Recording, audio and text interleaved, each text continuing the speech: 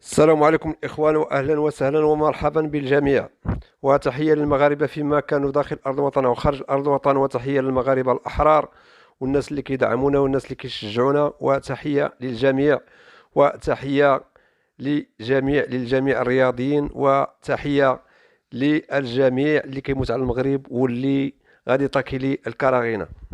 الإخوان، كما شفتوا فالمهزلة ديال كأس إفريقيا للمحليين ربما انتهت غادي نقول انتهت وبدأت في نفس الوقت، لأن غيكون تناقض.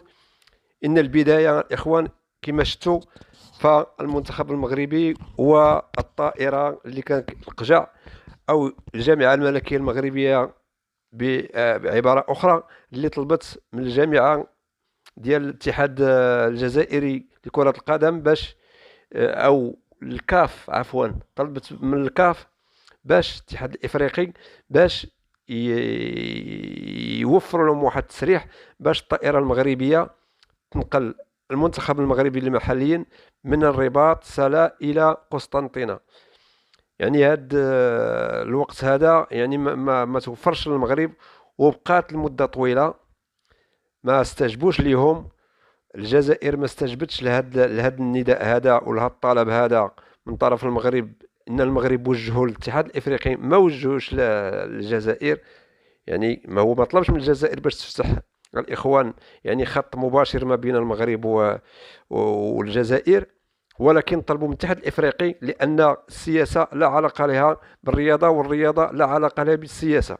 هنا الاخوان كما شفتوا فالمنتخب المغربي البارح راه كان في المطار، وجاو المطار، والبارح في نفسها راه كان يعني كانت سميتها القرعه ديال الكاس العالم للانديه، وكان رئيس الفيفا وكان رئيس الاتحاد الافريقي. وللاشاره فهاد البطوله ديال كاس العالم للانديه فغتكون في المغرب ان شاء الله الرحمن الرحيم الشهر القادم. هذا هو الموضوع ديالنا الاخوان. كما شفتوا كما قلنا لكم فالمنتخب المغربي كان جاهز، وراه الاشاره خص غير يعطيوه الاشاره باش يجمع ويسير. كما شفتوا فالمنتخب المغربي راه مشى للمطار وجلس كيتسنى، وفي نفس الوقت كما كيقولوا هما حتى هما كيتسناو في الجزائر، كيتسناو موفرين كما كتشوفوا يعني الحافلات. المنتخب المغربي عنده زين هذه الحافلات الا بغينا نقولوا، ومستقبلين. وانتم شوفوا الاستقبال كما داروا الاخوان الافارقه والمنتخبات الاخرين، انتم كتشوفوا الاستقبال الحار ونعم الاستقبال على كل حال. يعني داروا جهدهم، ما غاديش نطيحوا بهم، ولكن داروا جهدهم. يعني استقبال هذا ديال بطولة افريقيا للمحليين، يعني هذا استقبال. اللهم هذا منكر والله العظيم. هادشي هذا والله الا كيجيب الضحك بالله، زعما هادشي كيجيب الضحك. يعني دولة في هاد الدولة في هاد الشأن هذا، ويعني وكتنظم هاد الشأن وبهذا الاستقبال هكا زعما هادشي اللي كنسمعوا زعما كيحير. بالاضافه الاخوان في كما شفنا فانطلقت يعني انطلقت البارح الشان، وكانت المقابله ما بين ليبيا والجزائر. وراكم شفتوا الاخوان الشعارات اللي كتردد في الملعب، الشعارات اللي كانت كتردد في المغرب في هذا الشيء هذا. يعني بدا التصعيد ديالو وبدا كثير، وزادوا فيه بزاف هاد الناس هادو. وهذا الشيء هذا كما كيقولوا حنا دائما كنقولوا خوا خوا، ما فيها عداوه. ولكن للاسف الشديد فما كنشوفوش هنايا ان العسكر مثلا هو اللي داير عليهم الضغط باش كيقول هاد الناس قولوا المغاربه حيوان. راكم شفتوا كيقولوا ماروكي حيوان عطيوه البنان.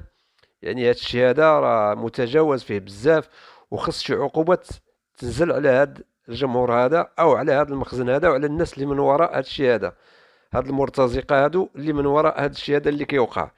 يعني الاخوان كما قلت لكم فالمنتخب المغربي كان واجد 100% باش يمشي، والجمهور والرئيس الفيفا كان حاضر في المغرب، هو رئيس الاتحاد الافريقي.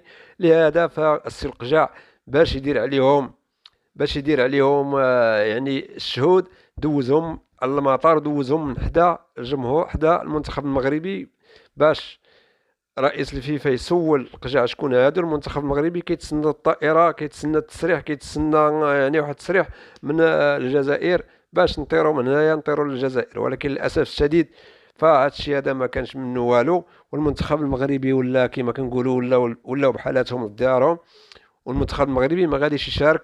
وهنا بدات التصعيد وبدات المشاكل الاخوان. هنا بدات التصعيد وبدا المشاكل. شفتوا بحضور ولد مارسيل مال ديالنا، يعني حتى هو جبد واحد الموقف، جبد واحد الموضوع اللي ما خصوش يتجبدوا ديال الصحراء، وقال لك الصحراء خصها تتحرر وخصها الحريه ديالها.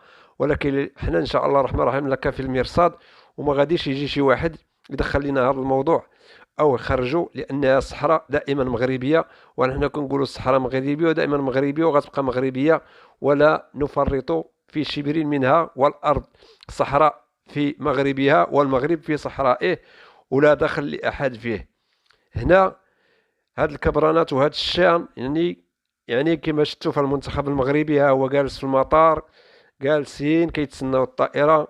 وهنا في القرار النهائي، يعني حنا المنتخب المغربي راه ما انسحبش الاخوان، باش يكون الوضوح. المنتخب المغربي لم ينسحب، ولكن تعذر عليه يعني الحصول على رخصه ليسافر الى الجزائر. هذا الشيء كيقولوا القجاع. والانسحاب ما كاينش، ان الانسحاب كما كيقولوا من ورائه عقوبات على المنتخب المغربي. وهذا يعني ما كانش انسحاب من المنتخب المغربي او المغرب ما عندوش رغبه باش يشارك، ولكن تعذر عليه لان كان كينتظر الرخصه. وكما كتشوفوا فالخطوط الملكيه المغربيه هي الراعي للمنتخب المغربي، وما يمكنش تسمح لشي طائره اخرى تنقل المنتخب المغربي على الخطوط ديالها وتديه كيما طلبوه هما. قال لك تجي لتونس، ومن تونس عاد شدوا طائره القسطنطينه للجزائر. وهذا اللي ما حبو حتى شي واحد، وما بغى حتى شي مغربي، وما بغى حتى شي واحد في الرياضيين مغاربه. وبغينا الطائره تروح من مطار الرباط سلا الى قسطنطينه مباشره. وهنا ما غاديش يكون حتى شي مشكل، وهنا غادي تحل المشاكل، وغادي نكونوا بخير وعلى خير، وغنشاركوا في الشان. وكما كتعرفوا الاخوان، فالنسختين الاخيرتين فكان فاز فيها المغرب، والنسخه الاخيره كما شفتوا فراها كانت في المغرب، ديال تنظم في المغرب وفاز بها المغرب. والمغرب المنتخب المغربي كيتعد من المنتخبات القويه والمنتخبات اللي كتنشط الدوري ديال الشان، وكتكون لها قيمه وشان وهمه، لانه منتخب متكامل، منتخب يعني متطور. وللاسف الشديد ما كيحضرش في هاد التظاهره هذه. وهنا الجزائر كما نقولوا المخزن الجزائري بغى ياكل جنابه.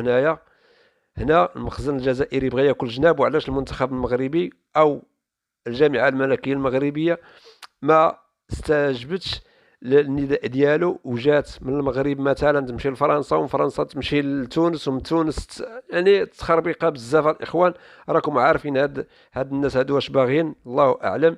بالاضافه كما كتشوفوا في هاد التنظيم ولا هاد الاستقبال، يعني هاد الكيران هادو اللي كتشوفوا، هاد الكيران كيبانوا لي بحال المحابسيه. والله العظيم هادشي هذا بحال ديال داك الكيران اللي كيديو الناس بهم للحبس. ما فهمت والو انا في هذا، ومجدينهم الكار. المنتخب المغربي غيركب في هذا الكار، لا حول ولا قوه الا بالله العظيم. بالاضافه الاخوان في هذا التنظيم انتم كتشوفوا البنان، الملفاي، التمر، اللوز، القرقاع. واش كيستقبلوا هادو؟ واش باغيين؟ واش هذه الرياضه؟ ولا كيستقبلوا يعني شي فنانه ديال يعني في دايرين عرس؟ هذا عرس ماشي تظاهره رياضيه كنظن، هذا وقيلا عرس. يعني كيستقبلوا الضيوف بالتمر باللوز والبنان. واش بنادم ولا ما؟ الله هادشي هذا. المهم التعليق لكم الاخوان، قولوا لي هاد الاستقبال اللي دارت الجزائر للمنتخبات، نتوما خليو لي التعاليق وقولوا لي كي جاكم هاد الاستقبال. وكما قلت لكم الاخوان، فالجمهور في الانطلاقه ديال المقابله الجمهور راه كان كينادي مروكي حيوان عطيوه البنان، مروكي حيوان عطيوه البنان. يعني هذا الشيء واش مقبول؟ حتى هو خليوه لنا في التعاليق واعطونا الراي ديالكم. وحنا مع الجزائريين دائما خوا، ولكن الان كنشوفوا هاد الناس هادو خرجوا على الخط بزاف وفاتوا القياس. ولا حول ولا قوه الا بالله. لما عرفنا هاد الناس هادو فين باغيين يوصلوا. الرياضه سيسوها وردها السياسه، وما فهمنا ما ندير، ما بقينا فاهمين والو. والله يرد بهاد الناس هادو، والله يردهم للصواب ديالهم. وحنا ديما خوا مع الجزائر. وتحيه للجميع الاخوان. باش ما نبقاوش. وتحية للجزائريين في المكان والإخوان، وما تخليوش الإخوان الجزائريين، هذا نداء للجزائريين، ما تخليوش هذا النظام العسكري. وراكم شفتوه في التيران كيفاش كيقتل في الإخوان ديالكم في الباب ديال الملعب. ما تخليوش هذا النظام هذا يضغط عليكم ويضغط بزاف. ما تبغيوش هذا الضغط هذا يكون بزاف. وهذه واحد الرسالة لصامد غيلان. خويا صامد غيلان، ملي تكون شهاده في لقاء وتهضر مع المغاربه هضر معهم بالعربيه، لا تبقاش تهضر بالانجليزيه. راه حنا عارفك كتعرف الانجليزيه، وراه حنا عارفين لعابه تبارك الله راهم كيعرفوا الانجليزيه ورفضوا يهضروا بالانجليزيه وكيهضروا بالعربيه. وخلينا ديما نبقاو مغاربه. يعني الاخوان الجزائريين سمحوا لي، وما تخليوش هذا المخزن كما قلت لكم يضغط عليكم ويخسركم مع الاخوان ديالكم. وراه حنا خوا ديما الى الابد، وما نتمناوش حتى شي شر شي واحد في العرب. وديما مغرب، وتهلاو في راسكم.